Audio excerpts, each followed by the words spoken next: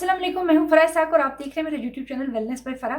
Psychiatric illnesses यानी वो शदीद किस्म की बीमारी जिसको हम मजनून या एक पागलपन कह सकते हैं, उसका कैसे पता चले कि ये पागलपन की बीमारी। और हमारे लोग जो कंफ्यूज करते हैं बहुत ज़्यादा इस चीज़ को कि जिन्नात का या भूत प्रेत का साया है या फिर कोई पर्सन बहाना बना रहा है, मलिंगरिंग कर रहा है। बहुत आसान है एक तरीका इसको समझने के लिए कि ये साइकाइट्रिक इलनेस है या नहीं है। जो साइकाइट्रिक इलनेसेस हैं जैसे इसको हम स्किज़ोफ्रेनिया कहते हैं साइकाइट्री और साइकोलॉजी की लैंग्वेज में, और आम ज़बान में हम उसको पागलपन या मजनून या जुनून का दौरा कहते हैं कि एक बंदा पागल हो गया और उसका ज़हन काम नहीं कर रहा। इसका जो अटैक है ना, इसको इनिशिएट हो जाना चाहिए 18 टू 25 ईयर्स की एज पर, जो एक एडोलेसेंट टाइम पीरियड है और एक बंदा बड़ा हो रहा है।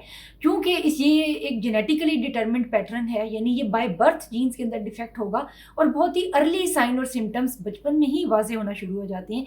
यहाँ तक कि इसकी जो पहली मुकम्मल एपिसोड है, ये पूरे जो सिम्टम्स हैं पागलपन के, वो वाजे तौर पर नज़र आना शुरू हो जाएंगे 18 टू 25 ईयर्स की एज तक। ये कैसे पता चलेगा कि पूरे सिम्टम्स अपीयर हो गए हैं?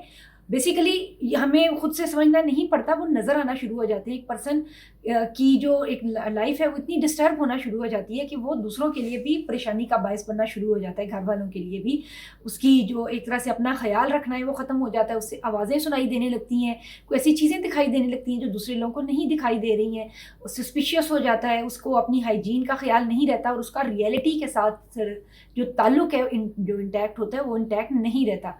अगर कोई पर्सन मसलन आप या मैं, शुक्र खुदा, हम लोग ये टाइम पीरियड अगर गुजार आए हैं इनिशियल, तो उसके बाद हमें कोई साइकोलॉजिकल इशू तो हो सकता है, जैसे डिप्रेशन हमें हो गया है, एंजाइटी है, स्ट्रेस है, फ्रस्ट्रेशन है, कोई गोल्स अचीव नहीं हुए, उस हवाले से हम परेशानी में है, स्ट्रेस में है, दबाव में है। लेकिन हमको कोई साइकाइट्रिक इलनेस नहीं हो सकती जो न्यूरोट्रांसमीटर से रिलेटेड है या किसी जेनेटिक डिफेक्ट से रिलेटेड है। जेनेटिक जो डिफेक्ट्स हैं ये बहुत ही बचपन में प्रेसिपिटेट होना शुरू हो जाएंगे और it should be appear in person's behaviour at the age of adolescence.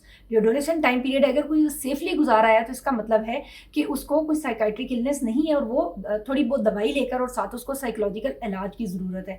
वो लोग जिनके साइन एंड सिम्टम्स इस टाइम पीरियड से में और इससे पहले अपीयर हो रहे हैं, उनके लिए मस्ट है कि वो साइकाइट्रिक दवाई वगैरह वो ज़रूर इस्तेमाल करते हैं और उनको psychological help most of the time बहुत कम हेल्पफुल साबित होती है। अब हम आते हैं भूत प्रेत और इन चीज़ों की तरफ। तकरीबन 99.9% ऑफ द टाइम जो ये इलनेसेस है ये न्यूरोट्रांसमीटर से प्रेसिपिटेट होती हैं। जैसे कि हमें नज़र आता है कि हेलुसिनोजेंस वही इफेक्ट प्रोड्यूस करती हैं, टनल इफेक्ट प्रोड्यूस करती हैं, जो स्किज़ोफ्रेनिया की एक टाइप होती है जिसको हम डिसऑर्गेनाइज स्किज़ोफ्रेनिया कहते हैं, उनमें नज़र आती है। और वही चीज़ें दिखाई देना या आवाज़ें सुनाई देना कोई इतनी बड़ी बात नहीं है। दरअसल हमारी जो मशीनरी है जिसने सेंसेशंस ने ब्रेन के पास इंफॉर्मेशन लेकर जानी है, उनमें डिसरप्शन होती है जिस वजह से ऐसा महसूस होता है। हाँ, जो मैंने एक ब्लिंक ऑफ प्रोपोर्शन मैंने छोड़ दिया है, क्योंकि हम ये मानते हैं कि साइकोलॉजी या साइकाइट्री या साइंसेस ऑल नॉलेज नहीं है।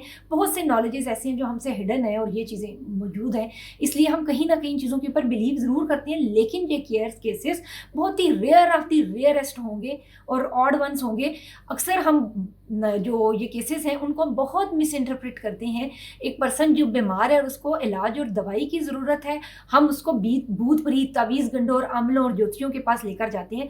उससे भी बड़ी बात है कि समटाइम न्यूरोट्रांसमीटर भी ख़राब नहीं होते, बल्कि कुछ साइकाइट्रिक जो साइकोलॉजिकल इशू है वो चल रहा होता है। बच्चा है तो वो स्कूल में उसके प्रॉब्लम्स हैं, बीवी है तो उसको अपने मियाँ से प्रॉब्लम है, हस्बैंड है तो उसको कुछ साइकोलॉजिकल और इकोनॉमिक इशूज़ हैं, तो इस तरह वो अपनी जान छुड़ा रहे होते हैं। समटाइम उनको खुद भी पता होता है कि वो बहाना बना रहे हैं और समटाइम उनको खुद पता नहीं होता कि वो बहाना बना रहे हैं। दोनों चीज़ें हो सकती होती हैं। इसलिए ये चीज़ हमें थोड़ी सी जब हम इसको कैटेगराइज करते हैं तो हमें इन चीज़ों को बहुत डीपली अंडरस्टैंड करना होता है और उसकी डीपली हम उसको कोशिश करते हैं कि हम केस स्टडी उसकी अच्छी तरह से हम हासिल करें। आसान मैंने आपको यॉर्डस्टिक दे दी है। एक टाइम पीरियड है जो जिसके अंदर प्रेसिपिटेशन होती है। अगर आप उस सेफ जोन से बाहर निकल आए हैं तो आपको हम दुआ करते हैं कि कोई साइकाइट्रिक इलनेस ना हो। अपनी दुआओं में याद रखिएगा, अपना ख्याल रखिएगा, अपनी मेंटल हेल्थ का ख्याल रखिएगा। मिलते हैं अगले क्लिप में। अल्लाह हाफिज़।